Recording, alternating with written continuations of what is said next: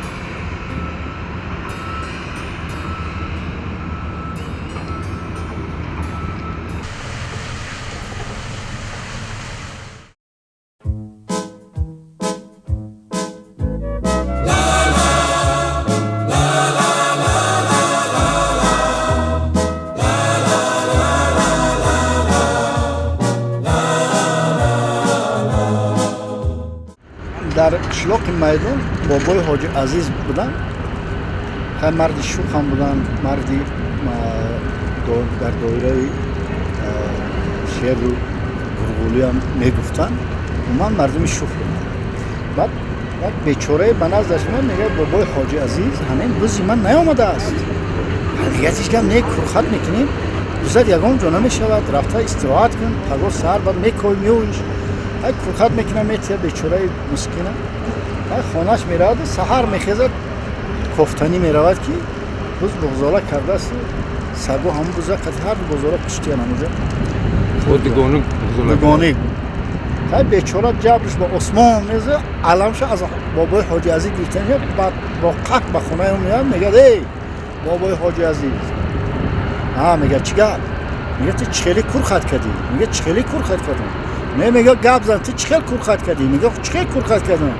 و شب اومدم گفتی که کرخت میکنم هیچ جور نمیشود بذار با بزرگه هاش سگا خوردیم. میگه سگا خوردیم ما گرگه کرخت کردیم سگی پدر نهلت هم کرخت داره ما با سگ کار نداریم.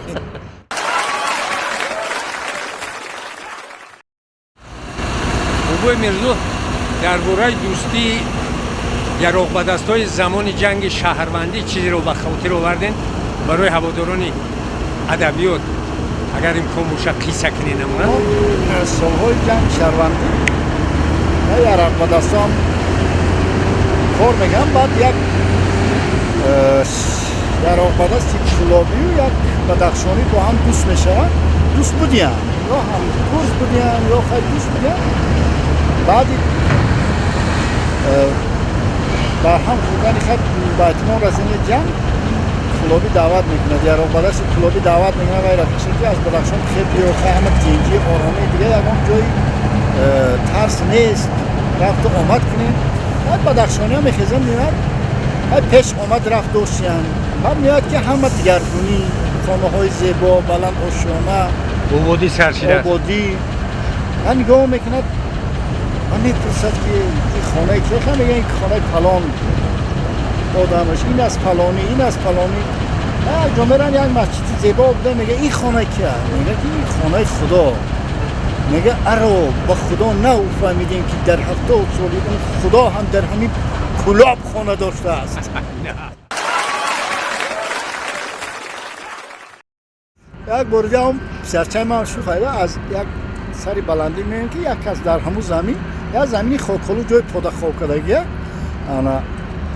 تپکچه میکنه در لینچه ها بگو که داده کنلا بگو که همین آدم در همین چی جمع آوری میکنه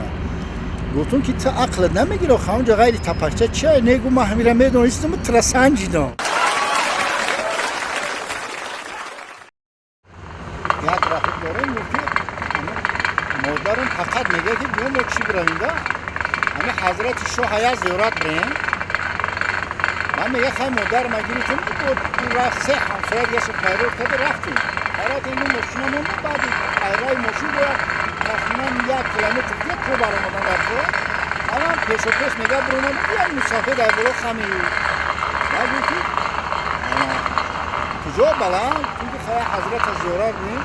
تا ناز ما زیارت کنیم گشتیم میگه مسافر خمیده آنجا استونیم که مادرم خطی همسور هستن آمدیم مسافر کردیم که متوالی همی حضرت بدهیم